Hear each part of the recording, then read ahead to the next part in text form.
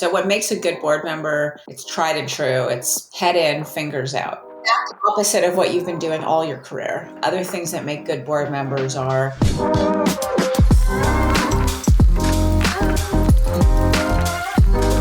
how can you build trust with investors? They tap you for the top job, CEO. Prepare yourself to lead companies through some of their toughest moments, including bankruptcy, and guide other companies through transformations as a board member. Today, we're lucky to be joined on the abstract by Chelsea Grayson, who has risen from being a partner at Jones Day and Loeb to a general counsel role, and then CEO of American Apparel, True Religion Brand Jeans, and Spark Networks.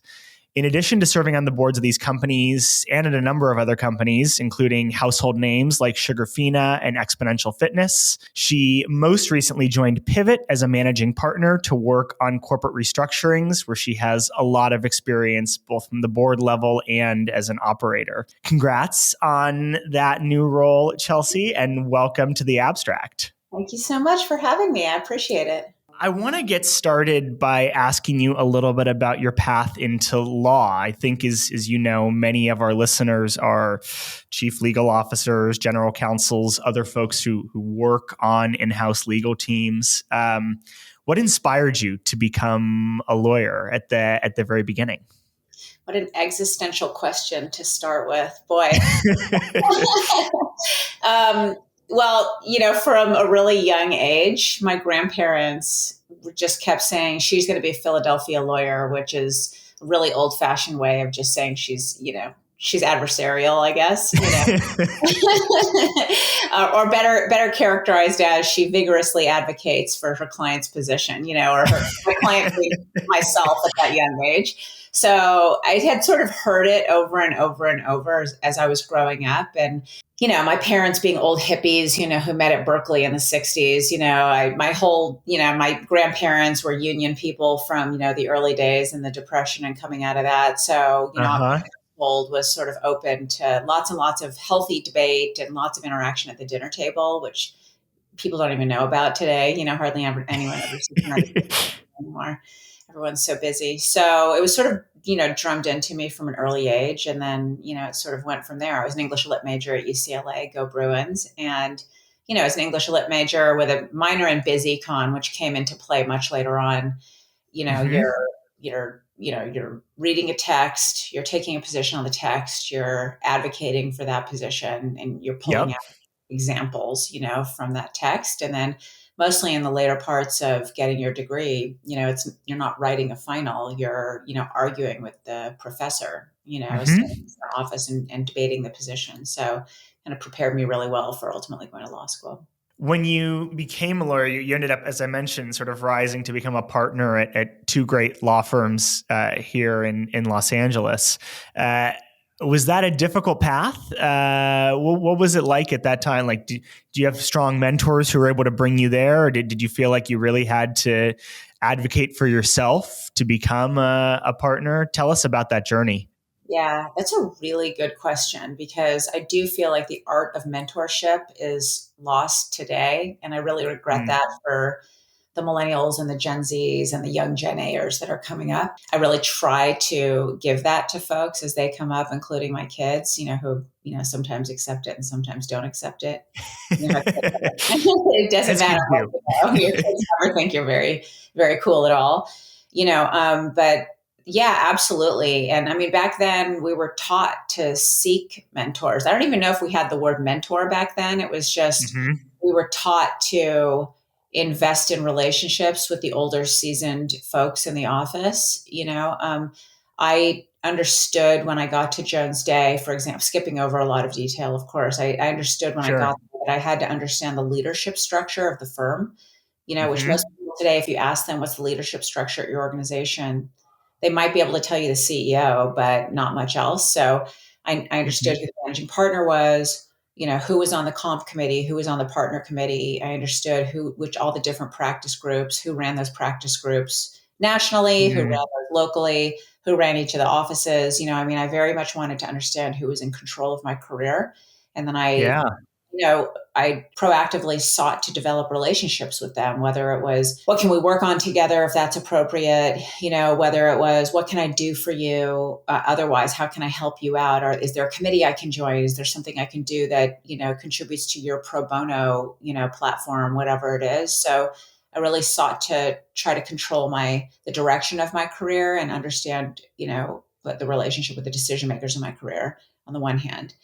And then, Yeah. on the other hand, if you remember, well, I was a 98 grad and Uh-huh. I worked for a bankruptcy judge right out of law school. And then I went right to the firm who had given me my permanent offer from my summer associate position, and that was Jones Day. And Uh-huh. when I got to the firm, it was 99. And that was sort of the end of the height of that, initial kind of tech boom. Sure. And there were lots of startups at that time, and we all knew the people. It was all young people doing those startups. So a lot of us young lawyers, it was ingrained in us early on that we could develop business amongst our peers, because it wasn't always like that Yeah. in our generation. So our peers were starting companies that were getting crazy valuations, were being sold, were going IPO. So I brought in a couple of clients to the firm. And this is when I was in the new practice, when the new associate group, where you don't Mm-hmm. have to declare your practice. And I was pretty sure I was going to be a litigator, just like my grandparents had always said, Pennsylvania, Philadelphia lawyer. So, but these clients needed corporate help. They needed transactional help. So I brought these clients to the head of M&A, head of corporate transactions in California, who happened to sit in my office, Bert Zweig. Uh-huh.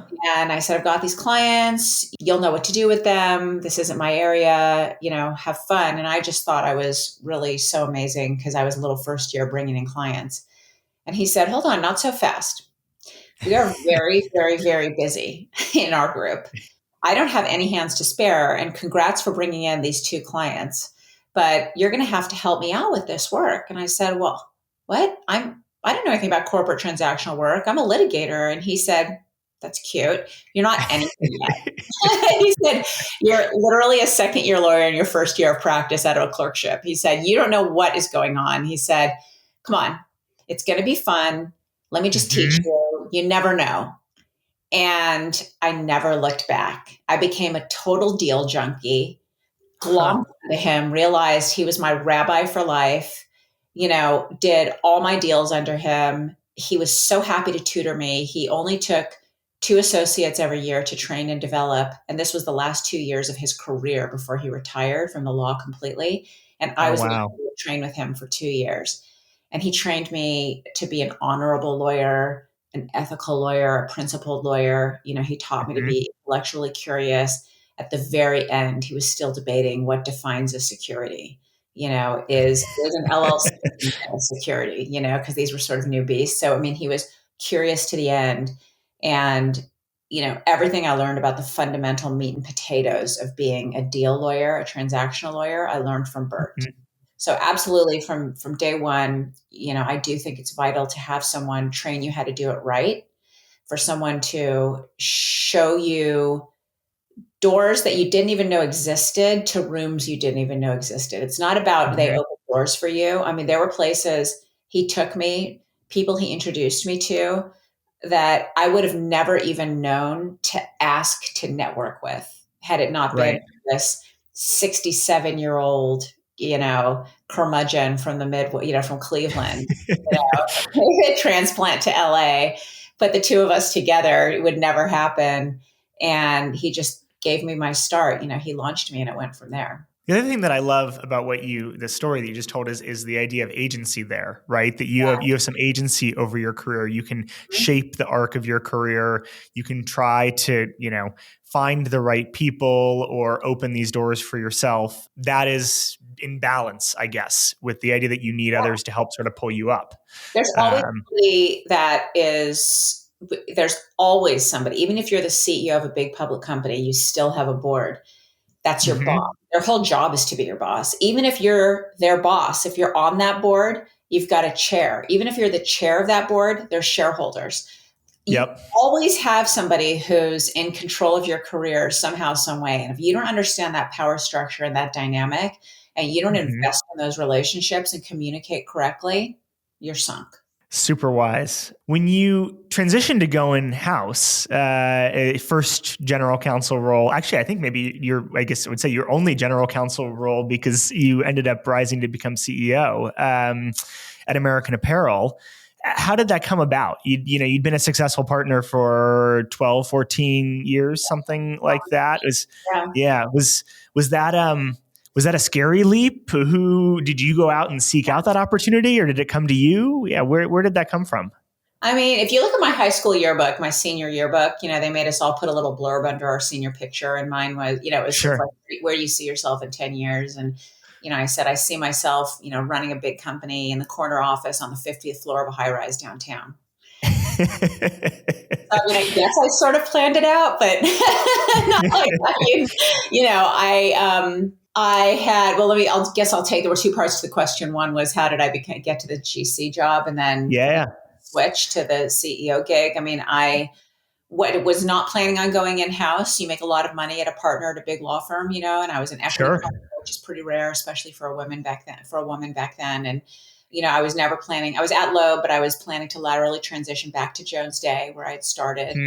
And, I was going to get my same office. I was going to get, all the same stuff, my same assistant even, and I was just and just nesting. I was going to retire and get the gold watch at 67, like Bert Zweig, and I got a call. I'd represented CBS Corp for years, and the general counsel of CBS Corp randomly happened to be having lunch with the woman who had just been placed as the chair of the board at American Apparel. Again, I'm always going to cut a lot of details out. She said to him, and she had been in media for a long time, and so they were just having lunch as, just social, just business networking. And he said, well, what's up with you? And she said, well, I'm chairing American Apparel. We're obviously in 8 different types of crisis, liquidity, culture, governance, everything. And she said, and we've cleaned out the C-suite. And the first thing I'm doing is I'm looking for a new general counsel. And she said, I've narrowed it down to 3 folks. I'm sort of not really jazzed about any of them, but I'm going to have to pick one, and the general counsel of CBS said, well, have you talked to Chelsea Grayson? She'd be perfect for this. She loves to run into a burning building. She's in governance. She loves to make rules and then enforce them. She's bossy. And, he said, you should talk to her, And so the chair reached out to me and, I said, absolutely not, because I was going to take a pay cut by 50% and they were going to offer me equity that I knew was going to go to ashes and dust, which it did because we ended up filing for bankruptcy. Sure. And I said, there's just too much hair on this, and she said, look, this company is headquartered in Los Angeles. It is one of the rare public companies that's headquartered in Los Angeles. She said, employees of its 10,000 employees globally, 7,500 of those are here in LA. And the vast majority of those are immigrant manufacturing workers because remember, we were vertically integrated. Yes. If this company is destroyed, if this company files and has to scatter into the wind, the barriers to entry are so high that nobody will ever make a company like this again. And all these people are going to lose their jobs. They're not qualified to do anything else. They came here. Textile manufacturing is a very unique beast. And she said, you are born and raised in Los Angeles. This is your hometown. This is your moment, right. to come in and help save this company. And I mean, what do you say to that? Right. So it was a good pitch. So that is a great pitch. I found myself on December 15th of 2014, going up the rickety elevator. It was like one of those old New York elevators where you've got the 2 gates you have to close. Yeah. Anyway, and, we were off to the races. So that very first day is the day we terminated the CEO for cause. And your first day as general counsel. I had to go out and do that. And then I had to put shareholder rights plan in the shelf because, put poison pill because he was going to come after us and attempt a hostile takeover. And we had over $500 million of litigation that year. We had an SEC investigation. We had a proxy contest. I had to do an ATM raise to get more money in the company to make our bid on our notes for our bondholders. And we had a unionization attempt that I had to defeat in the NLRB. Everything that could happen happened in that 1 year. And all that business came into my office. And we happened to make some t-shirts that year, but that was like a peripheral thing. So at the very end of that year, I'd gotten to know the board really well because I had done so much of what we had to do. And Mm-hmm. I've gotten to know our bondholders really well. It was a group that was led by Goldman Sachs. And Uh-huh. at the end of that year, we had negotiated a debt for equity swap with them, took it through an 11, to sell it to them. And we came out of the 11 and they said to me, you should be the CEO of this company. And I remember I was doing a speaking engagement in DC and I was sitting in my hotel room. My daughter had come to watch me speak. And I was like, but you have to say yes right away, not I'll think about it, not Yeah. get back to you, not no for sure. You just have to say yes and you just have to think about the details and the hows later on. And that was that. You just jump in. What have you learned? I mean, there's two themes there that I want to come back to across other companies that you've helped turn around or served as a board member. I mean, one is sort of managing through bankruptcies. The other is managing executive level transitions. But the key to this one, I think, is also the relationship that you had with the investors and the trust that they had in you, absent long tenure of operating experience. What do you think was key to building those trusting relationships with investors, both at American Apparel and at other companies since? Yeah, I mean, I think for one thing, you need to be a grown up. I mean, and I know that's a weird, simple thing to say, and it seems obvious, but you have to show them that you have a level of maturity, regardless your Mm-hmm. industry seasoning, regardless how much history you've had in this particular operating role. You have to show them that you can keep your powder dry, that you can remain calm under pressure. You have Uh-huh. to give them a sense that you have leadership charisma so that people in the company will follow along. They might not Uh-huh. particularly be in love with you, but they'll follow along. Most people want a leader. Mm-hmm. Majority of people are not leaders and they want a leader, whether they can say it out loud or not. And so once they Sure. find a leader, they'll follow, and that's not Yeah. a bad thing. And very few people are really willing to step into the void of leadership. But Mm-hmm. investors, boards, shareholders of public companies, bondholders, or whatever, they know the most important thing is keeping, unless they just want to take the company apart, they know the most important asset are the people. And they know that the most important thing is to keep those people unified, rowing in the same direction, and just continue to Mm-hmm. keep their eye on the prize, which is growth, which is, profitable revenue, positive EBITDA, and keep the stock price up. So the key to all of that is calm, steady leadership. And Mm-hmm. so they want that fundamentally for those reasons.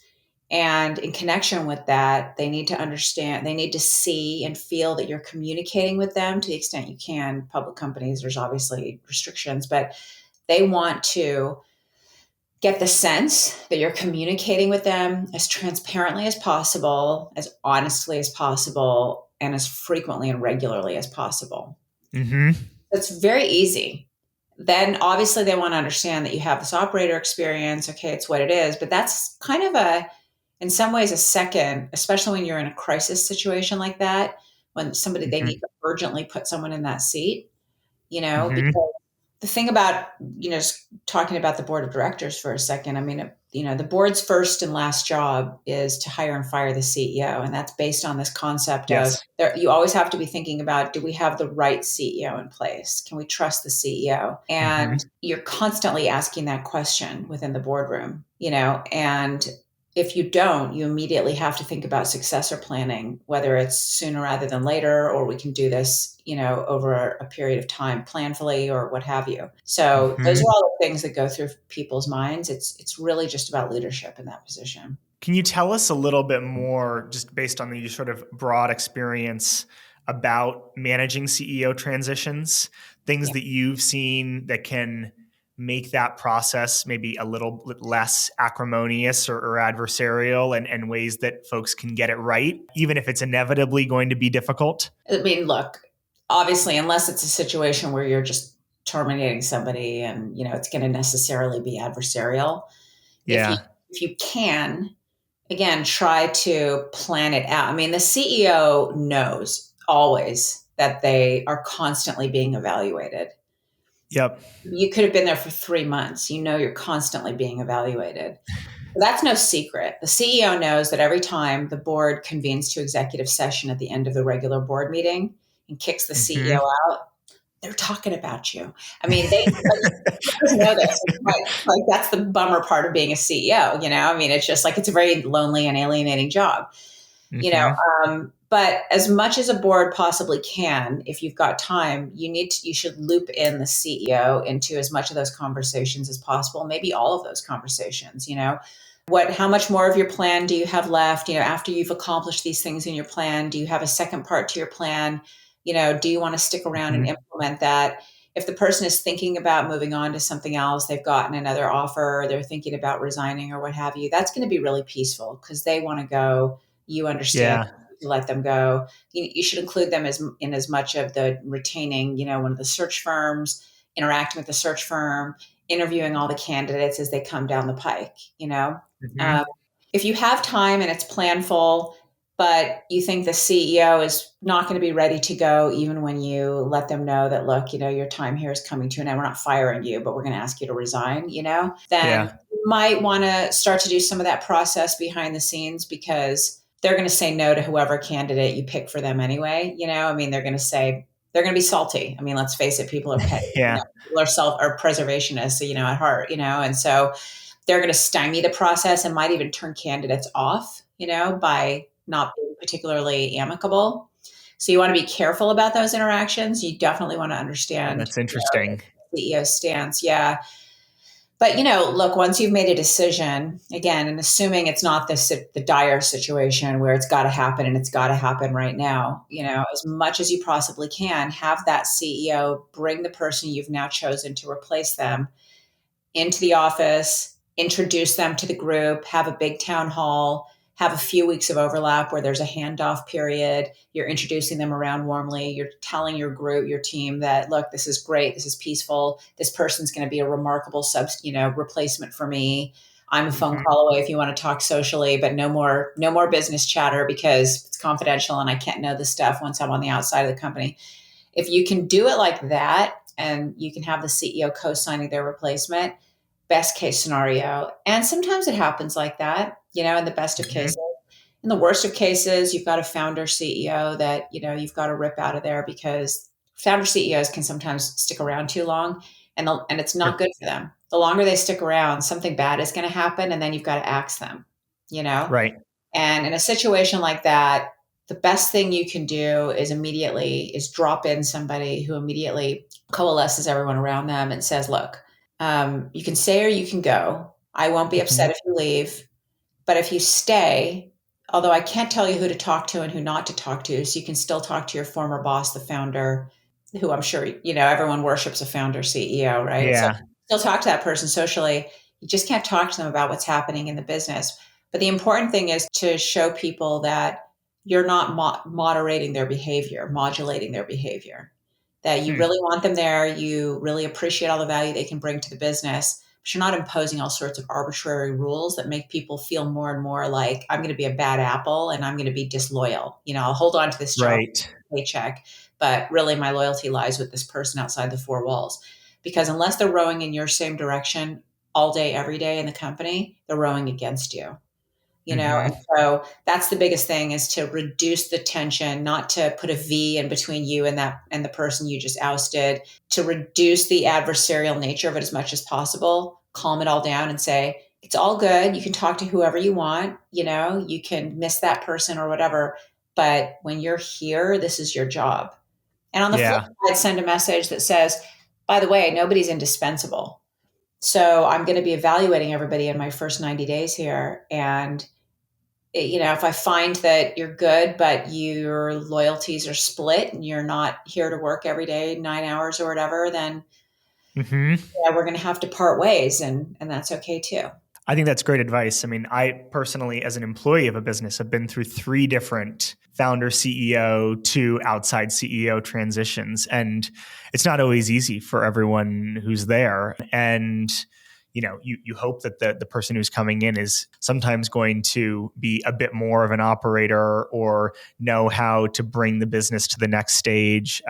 But it comes with a lot of departures, a lot of institutional knowledge leaving, right? Yeah, Executive transitions, new culture sometimes too. I mean, Yeah. that's why you'd be replacing the founder CEO generally. I mean, even if they've done something bad, the person you're replacing them with is going to, yes, professionalize the team, Yeah. is going to be, yeah, about, corporate growth strategies, yes, is absolutely going to reduce the entrepreneurial nature of the company. And that's all Yep. good because you can't be a startup forever. I mean, Right. big public companies were once startup. Apple was a little garage company, right? But they didn't want to stay that forever. I mean, they wanted to be Yeah. Apple. So, I mean, it's by nature. I was talking to somebody yesterday from Lululemon, and Sure. Yeah.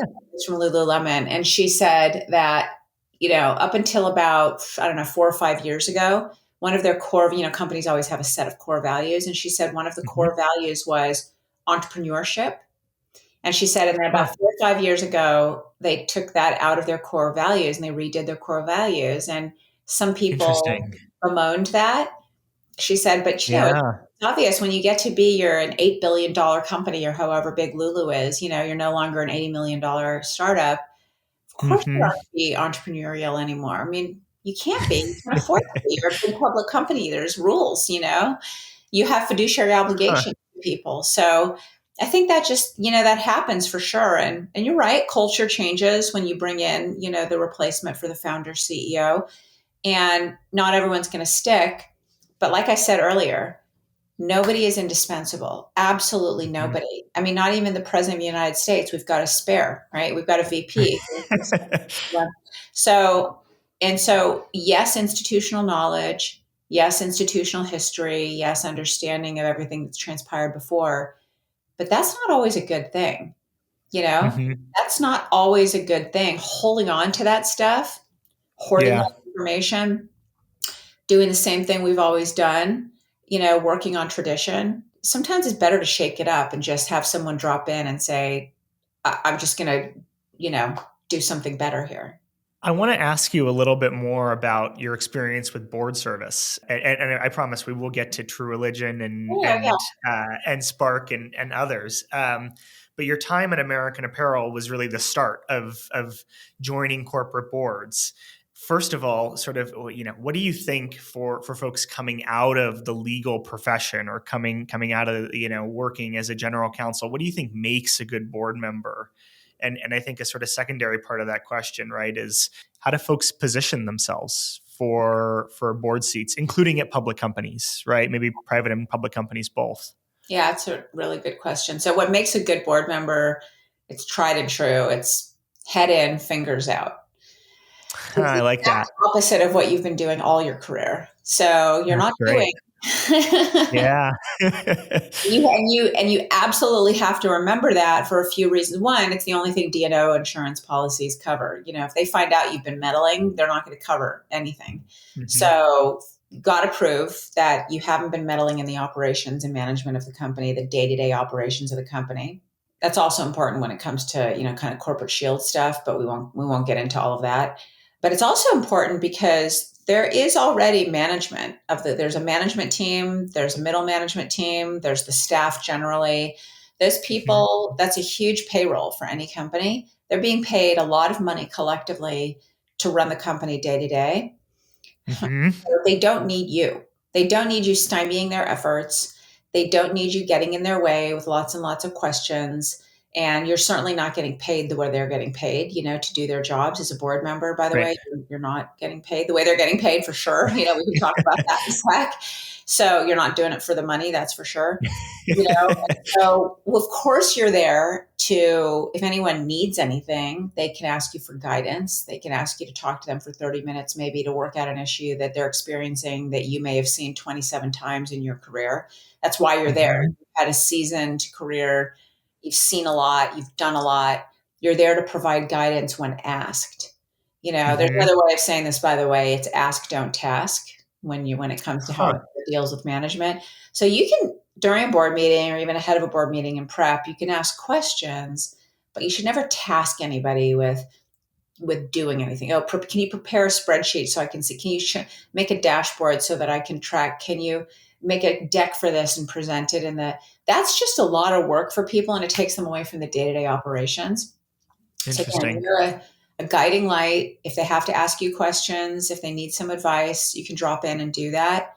But generally speaking, you're there to manage the CEO, and then the Mm-hmm. CEO is managing everybody else. So that's what makes Mm-hmm. a good board member. And other things that make good board members are being decisive, but after Mm-hmm. thorough and good academic and healthy debate. So there should be lots and Mm-hmm. lots of discussion in the boardroom. And then when they go around the horn and ask what everybody's opinion is, don't be wishy-washy, have an opinion and be decisive in giving your vote one way or the other. And so don't be a reed in the wind. And the last thing you heard is the thing that you're going to agree with. People will start to see that. And Yeah. yeah, and make sure that the third thing I'll say, and then we can get to kind of your path to the boardroom. The third thing I'll say is, make sure that you are two things: available in between board meetings, because a lot of back channeling happens.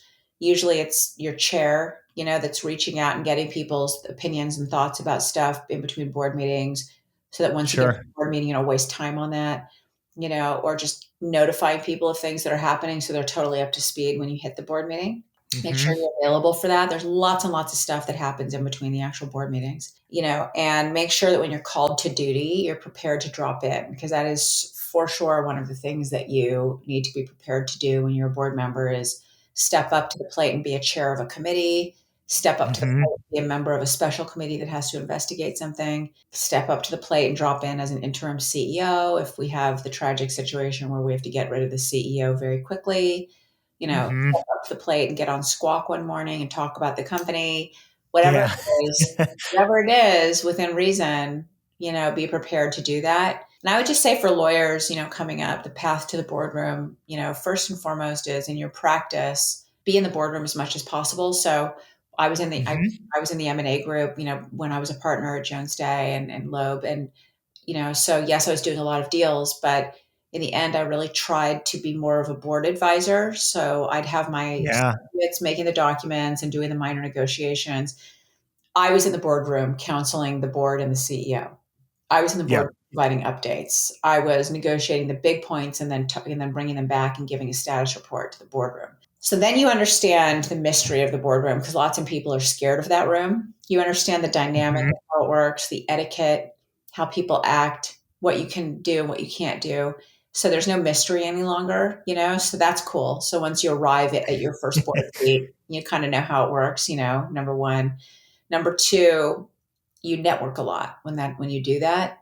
So all those Yes. people will remember you for the next thing. Maybe they've got another board where they're experiencing a similar issue, or they have to do a similar thing or whatever. And so you either get your next gig, or they might actually suggest that you be placed on that board because you're a heck of a lot cheaper as a board member than you are as outside counsel. And right. And then once you That's become funny. a general counsel, same thing. You should always be in every single board meeting. Always. I mean, that goes Yes. without saying. If you're not, there's something wrong, and you shouldn't be at that job. So always be in every board meeting. Always take the opportunity to talk to the board and present slides. If there's any sort of a business position that's going to open up, or you see kind of a gap and they don't want to hire somebody from the outside, volunteer to take that, and then volunteer. Mm-hmm. And then hopefully you can achieve some sort of a business, any kind of business title, chief administrative officer, do anything. Mm-hmm. So then you can start to be associated as a business person. You're much more likely to get a board seat if you have a business title than, unfortunately, if you have a law title. Sure. Still that way, and you'll start to understand the business side of things, which is really what you need when you go to sit in the boardroom. So once that board, now you're actively interacting in the boardroom, but again, also your board is thinking about other boards they sit on, and maybe there's vacancies there, and so it's really just about getting in, understanding dynamics, networking with people who are in the boardroom, and getting comfortable in that situation. And that'll start you off really nicely. The Abstract is brought to you by SpotDraft, an end-to-end contract lifecycle management system that helps high-performing legal teams become 10 times more efficient.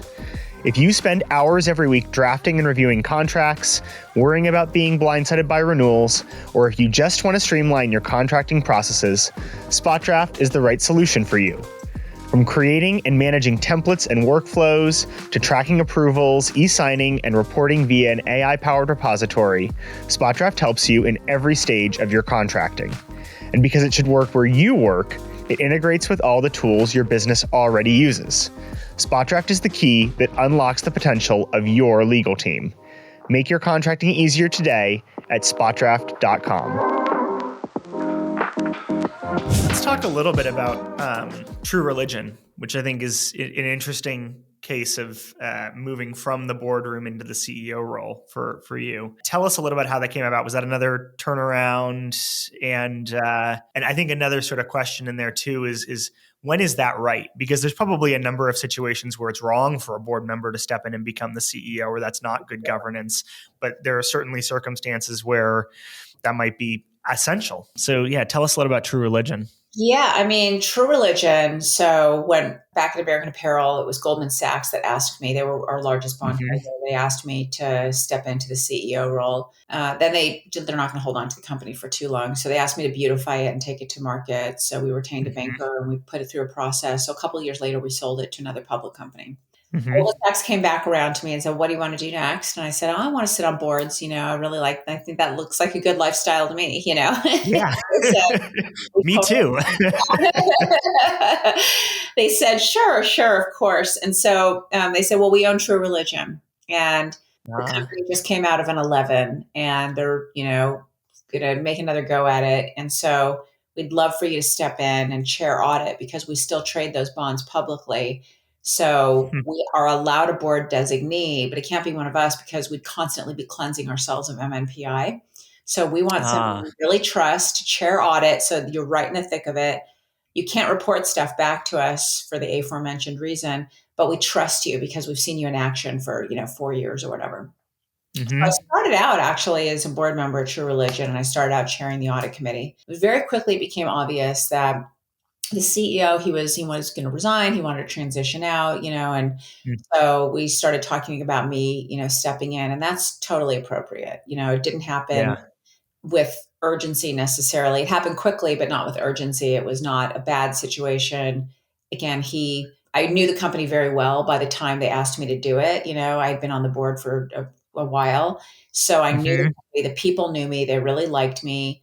They'd started to come to understand that probably I would drop in. And then the CEO took me under his wing for a couple of weeks and walked me around, introduced me to people. Like I said earlier, we had a big so it was actually, that was very nice and very amicable. And so really my first day on the job was like a nothing. Didn't even feel like my first day on a job because I felt like I've been doing it for a really long time. That's why we were so successful with it, and sort of went from there. And then it was great because just like at American Apparel, but even more so, I mean, I had just been on that board. Kept my board seat. I couldn't obviously retain my chair of the audit committee position, but but those were all people I had just been sitting shoulder to shoulder with. So we had they were my boss, but we still had a really good relationship, a really open relationship. I was in many of the executive sessions because there was just nothing to hide from me, and so that worked really well. It's not always right because, sometimes, the board member isn't a known commodity in the company. There might be in there. That person doesn't have the proper, they don't understand the difference, between sitting on a board and then you drop into company. There's a dramatic difference between that. You have to be in the company every day, even now, when lots of people are working virtually. So there can be situations where it's not right, but sometimes you just have to do it. I mean, if you need an interim for a while, you just, sometimes that has to be the bridge. That's a good lead-in, actually, to my next question. Another, household brand I think that folks have heard of that you served as a board member on was Sugarfina. Another example of a bankruptcy turnaround. Yeah. And you talk about the difference between being the CEO and being on the board, needing to be in there every day in the office. That's really sort of my question: is doing a turnaround. How do you need to act differently? What's the difference in your role when you're doing it from the board level, like you were at Sugarfina, as opposed to in an operator role? Yeah. Wow. That is you have good questions. So the main difference is, so twofold. So the difference in the situation between being the CEO or management of a company and turnaround and being a board member is we are there, and hopefully the company has also hired a restructuring firm, or they're also called FAs, financial advisors. We're Mm-hmm. there to do that. You, CEO and management, are here to continue to operate the company. So there's some there once we get finished, So your Yeah. main focus should still be running the company. Yes, we're going to have things for you to do that are different because it's a turnaround, and we're going to ask you to cut costs and renegotiate indirect procurement costs. I mean, whatever. We're going to ask you to have Uh-huh. better cash management in place, probably. We're going to ask you to put together a 13-week. We're going to, a cash flow. We're going to mind a lot of things, and you're going to have to maybe do some reductions in force, but for the most part, Mm-hmm. we don't want you to be distracted by what we're doing. So that's one of the main differences. So a board will really drop in, roll up their sleeves during a restructuring and turnaround and do that work so the rest of the people can run the company along, Hmm. and then the advisors too. Now, and then what you have to be as a board member during that time, and this is frequently why you'd refresh a board if you're about to do a turnaround or a restructuring, you Mm-hmm. really have to be steeped in that life. You have to understand what to do in that situation. Because if you're just a big, healthy, public company like la la la, I've always had a nice big budget and I've always never seen crisis, you're going to be terrified. Right. Lawsuits coming in, you're going to be hit in the face. Like, people are going to be punching you in the face every single day. There's lawsuits, there's investigations. We're having big, scary conversations about potentially making a Chapter 11 filing. I mean, there's going to be, Mm-hmm. but even looking at a 13-week is terrifying, just to see where the money is going and how quickly it goes out the door. This is not for everybody. So if you're not a restructuring turnaround person, you're probably going to it's probably better for you to refresh off the board.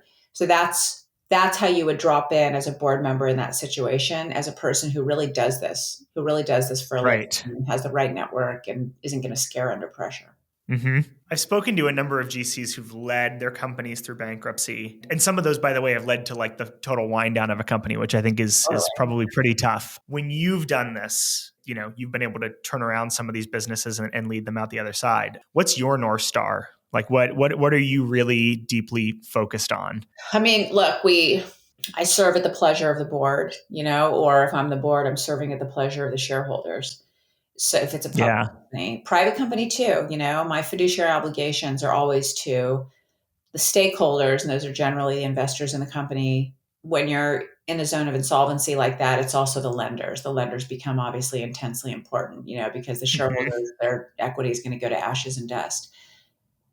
But that's the long-winded way of saying my North Star is to whichever body of stakeholders I owe my fiduciary obligations to. So yes, Hmm. I've got all sorts of beautiful ethical ideas about it's preserving jobs, it's making sure we continue to Sure. provide this product or service to the public who totally deserves it.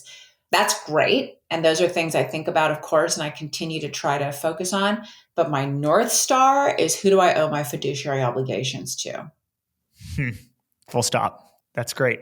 Last of the sort of CEO roles that I want to ask you about before we learn about what you're up to now Yeah. is Spark Networks, Yeah. which is a little different than the other ones, right? In that it was tech. Yeah. So I mean, the first sort of question I guess would be stepping into a CEO role there. Did you feel like there was a steep learning curve or a steeper learning curve? I've been on that board for 5 years or so, and I knew that company really well, So Yeah. thank you for recognizing it as a tech company, because a lot of people say, oh, we owned a bunch of dating apps. I mean, yes, that happened to be what we did, but we were a tech company. That's tech. Yeah. Yeah. And so it was a lot, I mean, luckily I had really cool board members like Bengali Kaba, who was he actually wrote the friend connect request or whatever algorithm for Facebook, and then did the Oh, interesting. algo for Instagram. And then he was at Twitter after that. And so like this guy was like, like chef's kiss of the tech guys, and so luckily I had him Yeah. next to me, but I did know the company really well. And that was one of those situations where it became obvious that, we had a great CEO, but, there's a reason and a season for everything. And the reason and season was over for that. And so we were going to think about, making a switch. And, but at the same time, and it had been publicly disclosed, We had started to run a process. Many people felt that we shouldn't be public any longer, that we should take the company private. So we had retained a banker to take us private. And so there was, and also we were in a crunch. And so, as I mentioned earlier in my comments, we had a lender that we were working very closely with because we were shifting into a zone where you really were starting to have to pay attention to the lender just a little bit more, along with our public Mm-hmm. shareholders. So you got all that meatballed, and so there was this sense that shouldn't we just drop someone in off the board to be the CEO of this company rather than do an outside search and waste somebody's time if we're just going to take it private and maybe hand it over to the lender? So I I see. agreed first and I insisted. I said, all right, I'll step in as the interim CEO. Interim, like all caps, fluorescent, bold, underlined, because this is Uh-huh. a mess. It was a mess. And the price was kind of swirling. You could tell it was going to maybe get delisted at some point, even though we were really trying. It was headquartered in Berlin, which was, Hmm. it shouldn't have been for years, but it had been, it was headquartered in Berlin because of a merger we had done. And, there was just a lot going on there. And I didn't necessarily feel like I wanted to be the permanent CEO. Yeah. I dropped in as the interim, did my duty. And about a month in, they started saying to me, look, the market is clamoring for the announcement of of a permanent CEO for all the reasons. We really don't want to do a search. Would you please agree to take the word interim off your title and be the permanent CEO for as long as we need one? And Uh-huh. again, you're loath to say no in a situation like that. I do feel like you owe an obligation to the shareholders at that point, to do what you've been asked to do. I firmly believe Mm-hmm. that. It goes back to my Bert Zweig days where he taught me how to do your job with honor. And so I said, yeah, of course. And I essentially moved to Berlin. I mean, I lived in Berlin for the better part of that year, Oh, wow. because I had to be at headquarters and, everybody, the bulk of the folks were there. FP&A was in New York, but the rest, everybody, the tech folks in particular were there and the marketing folks. And Uh-huh. that was tough. I mean, I, I'm headquartered I'm based in Los Angeles. That's not an easy flight. So you didn't want to make it a whole bunch Yeah.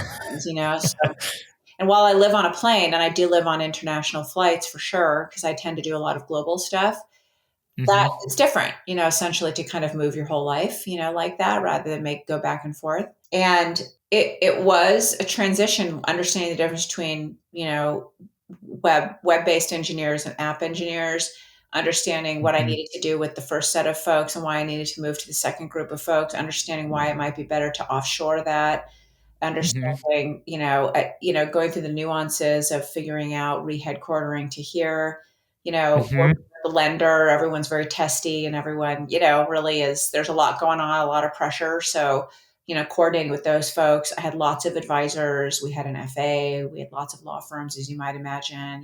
There was Mm-hmm. a board that, had been through it for sure, and so a lot, a lot of swirl in the boardroom, and so Yeah. there was a lot going on, and I just did my very, very best to reduce my emotional connection to all of it and just look at everything, back up and look at it from a very objective perspective because of the things we needed to do there that were difficult, the Yeah. ties we had to cut, the changes we had to make. So it was a lot, and I left just before we delisted. There's no glory in being in a company when you delist. Right. There's glory in an 11. 11s can be beautiful things, restructurings can be gorgeous things. Crisis can be great and great for you and your career and your psychology, but delisting is never fun.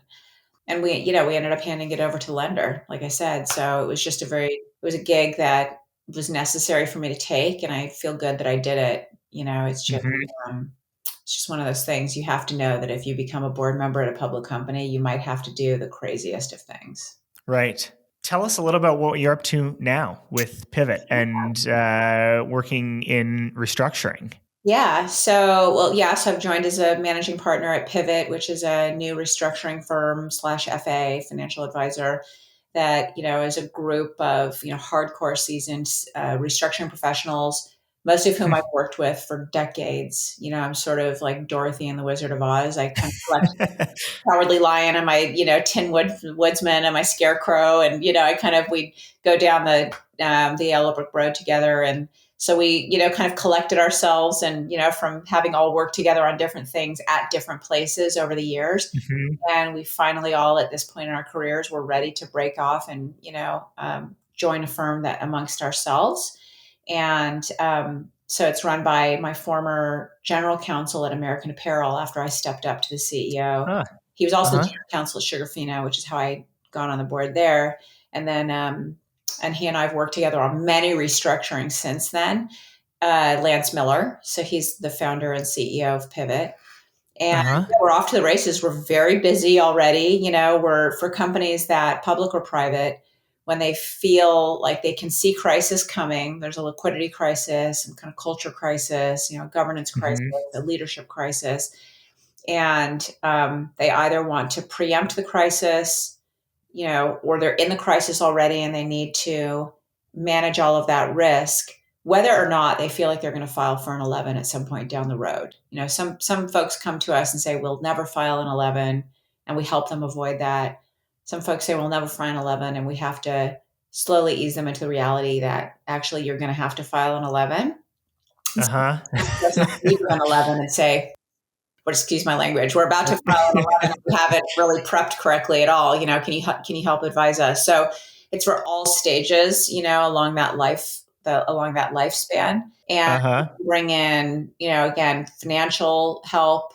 We can bring in just, your plain vanilla restructuring. We know where are the hidden costs that we need to cut out. How can we get a better control over cash management, just cash controls generally, put a good 13-week, together, really help people understand where all of the pieces are on the chessboard and how to move them. Because there's so much Mhm. risk you can avoid if you do it right. And again, we come in and help you, operate your company day to day. We do all the other stuff that you probably don't know how to do anyway. Frankly, Sure. if you haven't been through crisis before, if you haven't been through a restructuring before, you're not the person who should be doing that. You should have us do that for you. And then you can keep Mhm. making your widgets or providing whatever service it is to your customers so that you'll still exist after we get done restructuring you. Mhm. And we also have a really good network, when it comes to bringing in the right banks, whether it's to put you through a process or to help value the company, maybe get you a pipe, or just, Mhm. right, just sort of market test, because you have to explore all strategic alternatives when you're in a situation like that. And you need a banker anyway if you're going to go in, you just do. And we can point you in the right direction to all the right advisors. So that's one of the things I'm doing, and I'm really well versed in that.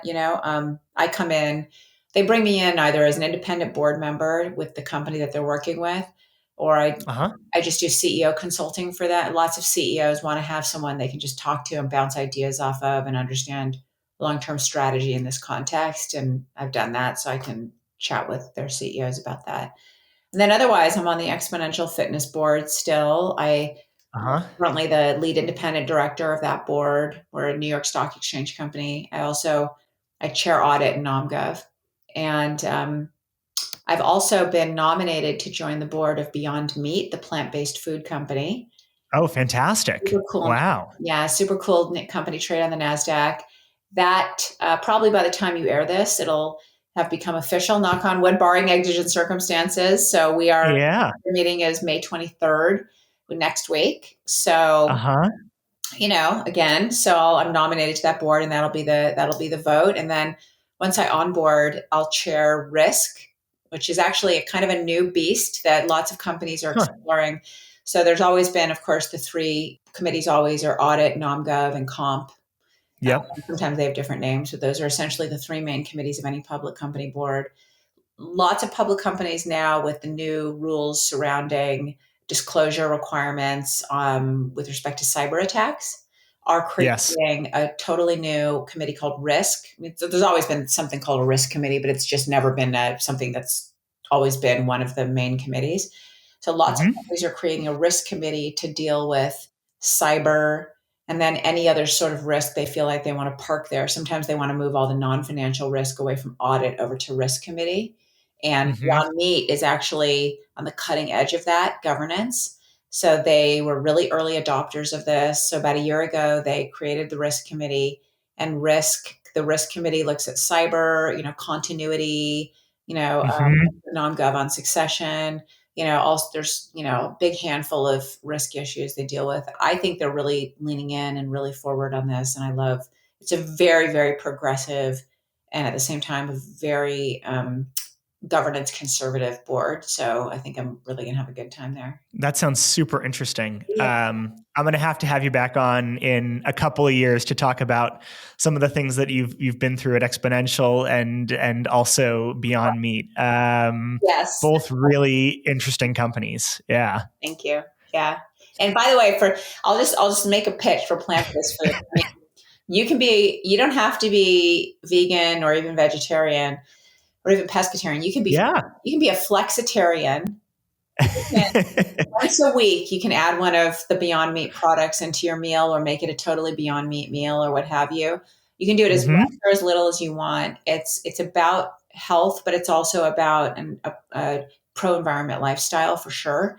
I mean, Mm-hmm. Seth is actually, well, the CEO and the chair of the board are both, Ethan and Seth. They are both very much about preserving the environment, doing the right thing for the environment, doing the least amount to tax the environment. And that's a lot of Mm-hmm. what plant-based food diets are about. So I knew a guy who was one of their engineers, like one of their meat engineers, a few years back, and he yeah, brought some of their prototype sausages to a barbecue. And I like, as soon as I was like, these are great. As soon as they're on the market, I'm buying, and they're delicious. I still buy them. Yeah. the hamburgers were actually on a totally new, like 4.0, version of the burgers and the sliders. Like you would never know that the taste and the feel and just the experience of eating those burgers. Mm-hmm. I mean, there's steak. I mean, there's everything you can imagine. And then we just have products that aren't meant to mimic anything. They're just meant to be what they are. And they just taste Yeah. delicious, So it's not even about sort of like, well, I need to have something that mimics my hamburger or my eggs or whatever. And it's just sometimes you can just eat something that's just what it is. It's just healthy. It's great for the environment. And, it just can be a cool supplement to your diet. I've got just two closing questions for you, Chelsea, that I like to ask my guests. The first is, and I have way too many of these at this point, but I'm a big reader and I travel all the time, and I really like to read on airplanes as opposed to send a lot of emails. And I'm curious if there's a book either that you've read recently or that's been really important to you in your career that you'd like to recommend to the audience. Yeah. So actually, I'm terrible at remembering the names of books, but I can tell you. So Jim Cook, okay, actually, I'm looking at my bookshelf and I can tell you what the name of it is. So Jim Cook wrote a book called Quench Your Own Thirst. Jim Cook is actually one of my colleagues on the Beyond Meat board. He was the founder and CEO of Boston Brewing Company, which is the Sam Adams company. Uh-huh. If you're a beer drinker, Yeah, great beer. Yeah. most popular. I mean, they basically almost created the microbrewing industry in America, and they Uh-huh. like actual good tasting beer to like American made good tasting beer here, and Yep. realized that even the beer that the Germans were importing here wasn't great because you have to actually go to Germany to get good German beer. So shout out to Sam Adams. So Jim Cook wrote this book called Quench Your Own Thirst, which I read once I was appointed or once I was nominated to the board because I don't know, I wanted to have something to talk to him about. Haven't said. Yeah, get to know him a little bit. And it was actually a great book. He's really irreverent, in the way that he provides Uh-huh. guidance. He's kind of a, sort of a kind of a cad. I don't know how else to say it. He's got all sorts of like kind of gritty anecdotes to tell, which is sort of shocking. I thought I was reading it, I sort of thought it was going to be a stodgy business advice book, and it wasn't at all. So it was a really fun read, really quick read. You can read it over a weekend on a plane, like you Mhm. said. I recently interviewed Allie Webb, she founded Dry Bar. I mean, you're a guy, you might Oh know yeah. what that is, but yeah. So Dry Bar, she was never the CEO, which is actually a whole interesting part of her book. And she talks about why she was not the CEO. Huh. She was the founder of the business. She ultimately sold the business for $255 million. I mean, she was a hairdresser. Wow. She created Dry Bar, and just a handful of years later, she sold it for $255 million. And now she invests in small companies. And she also has which was particularly interesting to me, she's got a franchised company called Squeeze, which is a franchised massage company. Interesting. I love the franchise model. Xponential is a big franchisor. So I'm Uh-huh. very geeked out by franchise models. So I interviewed her at the Women Retail Leadership Conference. We were the keynote fireside chat. So Mm-hmm. and her book is called, I feel like it's called The Messy Truth. We'll find it for the show notes. Yeah. Yeah, please do that because I can't see it on my bookshelf any longer. She did autograph it for me. I know it's up there somewhere, but yeah, it's called The Messy Truth, I think, something like that. And anyway, Yeah. Ali Webb, it's a good read. And then, of course, everybody should read Phil Knight's book, Shoe Dog. Phil Knight, Oh, that's a good one. yeah, Yeah. I have read that one. that's from a long time ago. But yeah, everybody should read that book. So. All right. A last question for you. And this is something that I ask pretty much everyone who's come on. And that's, if you could look back on your days just getting started as a lawyer at Jones Day, something that you know now that you wish you'd known back then. You know how, I don't know if you've ever seen a nature show about scorpions, and they say that baby scorpions are actually much more lethal than adult scorpions because adult scorpions know they know exactly how much poison to give you to stun you so they can get away or whatever. Uh-huh. Baby scorpions will give you all the juice, so like you will die. As an adult, you could die from a baby scorpion sting. As an adult, you might actually live because they just wanted to like get away from you. And Uh-huh. as a baby lawyer, I think all baby lawyers are like this. You're a baby scorpion. So you are absolutely the department of no, absolutely not. You don't lean into risk at all. You can't afford to because you don't know what you don't know. Mm. And so you can't afford to say yes to anything because everything is a no. That is not appreciated by clients. Clients Yeah. want to hear no, but, or no, and, or yes, but, or yes, and. I mean, they want to hear solutions. They want to hear creativity. They want to hear that you can work with them, and they'll never hire you again if you just shut everything down. So I wish I would have understood a little bit better how to lean in a little bit to the business needs of the clients earlier Mm-hmm. on.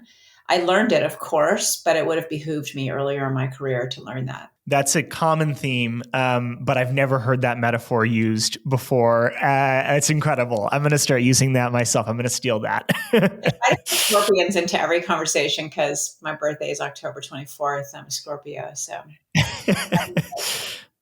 Well, Chelsea, thank you so much for joining me today for such a fascinating conversation about your incredible career. Thank you so much for having me. This has been really fun. You have great questions. And to all of our listeners, thanks so much for tuning in to this episode of The Abstract. And we hope to see you next time.